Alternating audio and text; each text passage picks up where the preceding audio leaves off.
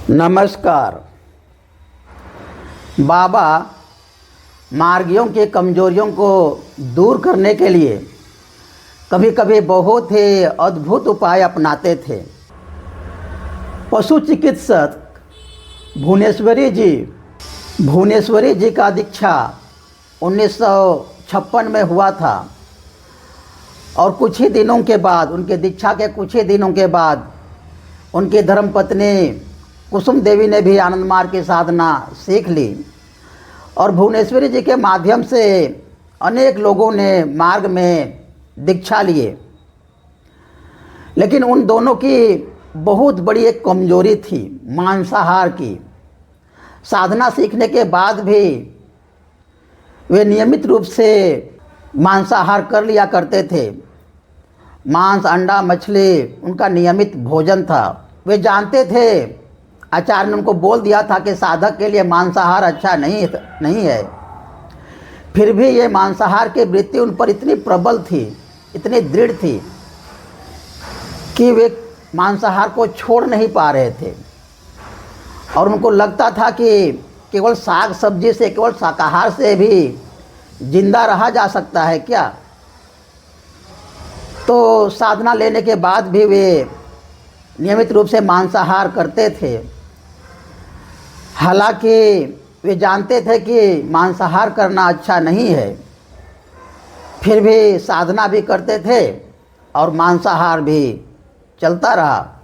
और इस प्रकार 2 वर्ष बीत गए और भुवनेश्वरी जी का तबादला हो गया दक्षिण बिहार का एक शहर जामताड़ा में। जामताड़ा भी बहुत प्रसिद्ध है ऑनलाइन ठगी के लिए। वहाँ लगभग घर घर से लोग ऑनलाइन ठगी करते हैं और कितने बार उसको पूरा एकदम गैंग के रूप में वहाँ पर ये ऑनलाइन ठगी चलता है। और ताज्जुब की बात नहीं है कि ये कॉल इसी धरती से आया हो जहां इस वक्त मैं खड़ा हूं। ये धरती है जामताड़ा की, cyber crime capital of India. तो उसी शहर में भुवनेश्वरी जी का तबादला हो गया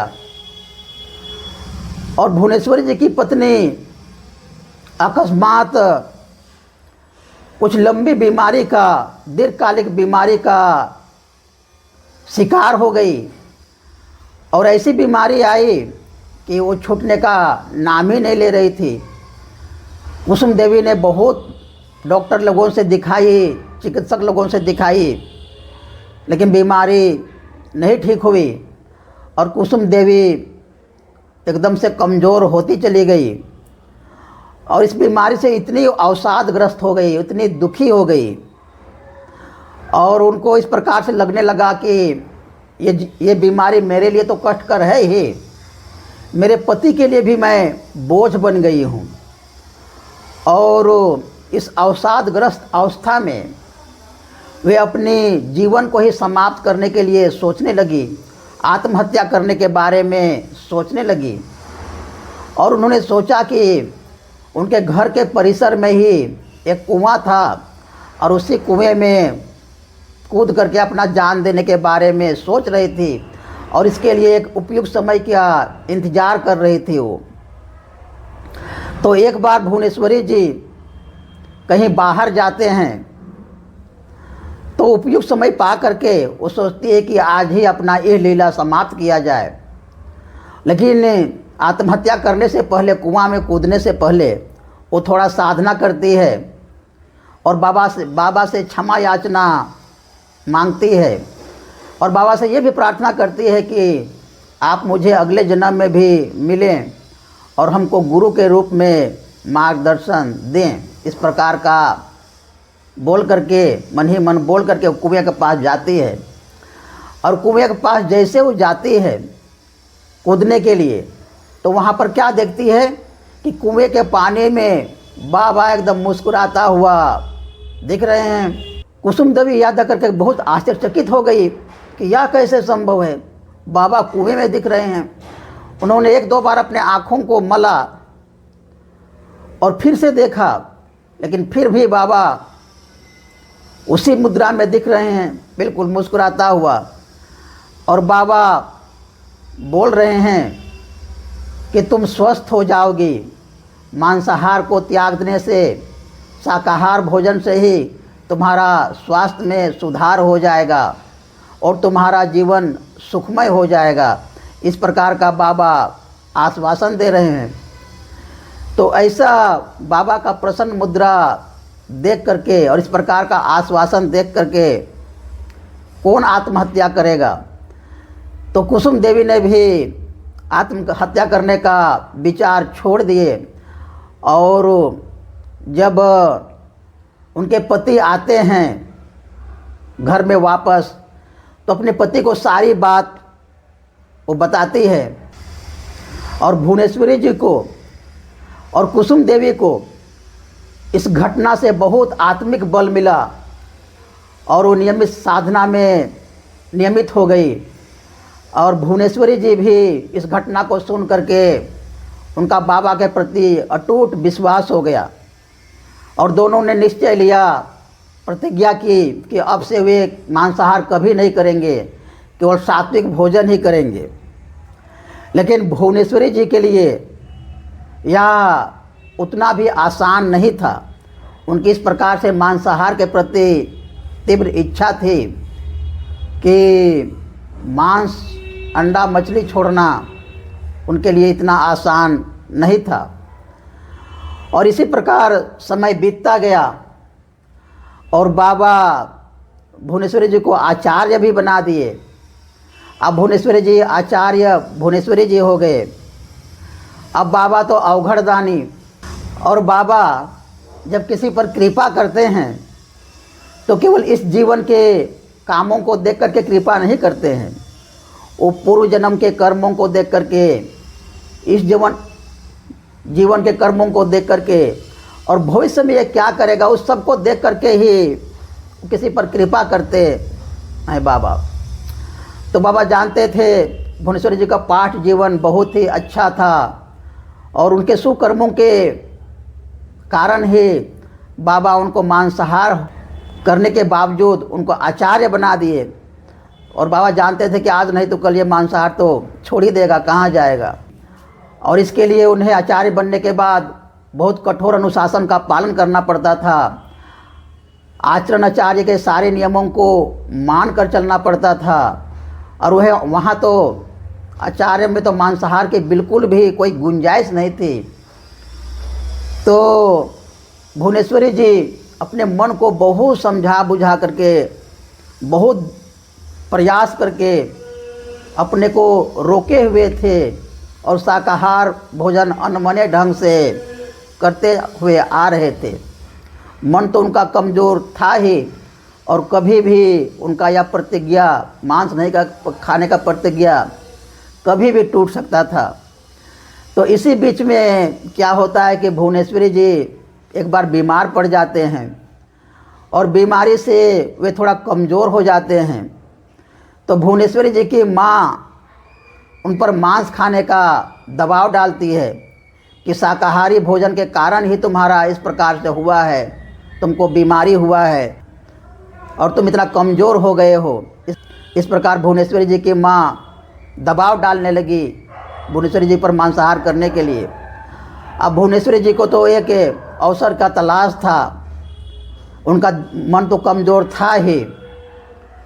उन्होंने मांसाहार फिर से शुरू कर दिया और एक बार शुरू करने के बाद कहाँ रुकने वाले थे। वे नियमित रूप से पहले की तरह मांसाहार करने लगे और उनका जीवन पूरा तामसिक हो गया, तामसिक आहार करने लगे। और इस बीच में वे जमालपुर भी आते थे, बाबा से मुलाकात भी होती थी और वे देखते थे कि बाबा किस प्रकार दूसरे मार्गियों की कमजोरियों को दूर करने के लिए उपाय बताते थे। लेकिन भुवनेश्वरी जी को यह आश्चर्य होता था कि बाबा उनको सब कुछ जानने के बावजूद, आचार्य होने के बावजूद इस बात पर कभी चर्चा नहीं की है, उनके मांसाहार पर कभी कुछ बात नहीं की है। तो इस प्रकार से भुवनेश्वरी जी का चलता रहा।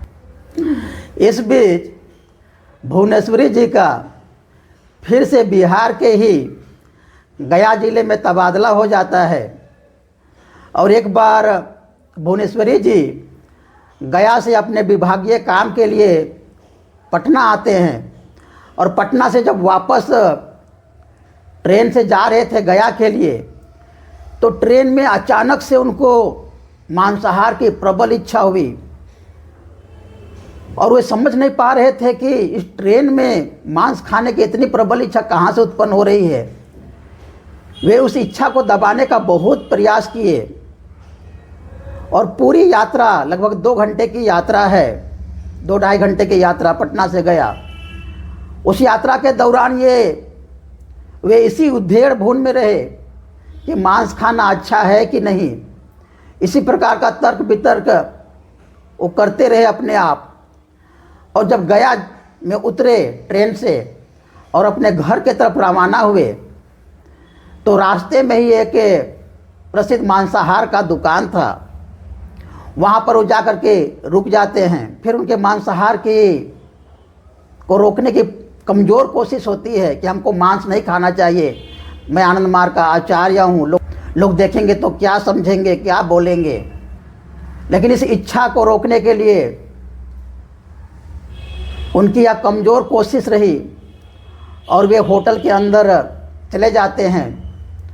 वहाँ पर देखते हैं कि सब लोग मांस खा रहे हैं, तो वे भी सोचते हैं कि चलो सबके साथ बैठ कर के ही मांस खा लिया जाए, मांसाहार कर लिया जाए। लेकिन वे सोचते हैं कि मैं आनंद मार्ग का एक प्रतिष्ठित व्यक्ति हूँ, आचार्य हूँ, खुदा ना खास्ता कोई देख लेगा, जान लेगा, हमको जान पहचान वाले कोई होंगे और वो देख लेंगे तो क्या समझेंगे। ऐसा समझ करके वो सोचते हैं कि सबके सामने तो खाना अच्छा नहीं होगा। इसलिए होटल में ही एक केबिन बना होता है जहाँ परिवार के लोग, अपने परिवार के कुछ सदस्य लोग मिलकर के एकांत में भोजन करते हैं, मांसाहार करते हैं। तो उसे एक खाली केबिन में जा कर के वो बैठ जाते हैं भुवनेश्वरी जी और अनमने ढंग से ही जब वेटर आता है तो उसको चिकन का ऑर्डर कर देते हैं। और ऑर्डर करने के बाद उनका मन एकदम पछताव से भर जाता है, ग्लानि से भर जाता है कि मैं कैसा आदमी हूँ, मुझे मांस खाने की कितनी इस प्रकार की बुरी प्रवृत्ति है। वो एकदम अपने से भी घृणा करने लगते हैं और अपने सिर को पकड़ करके माथा झुका लेते हैं। वहाँ टेबल रखा हुआ था उस पर, और किम कर्तव्य विमूढ़ हो जाते हैं।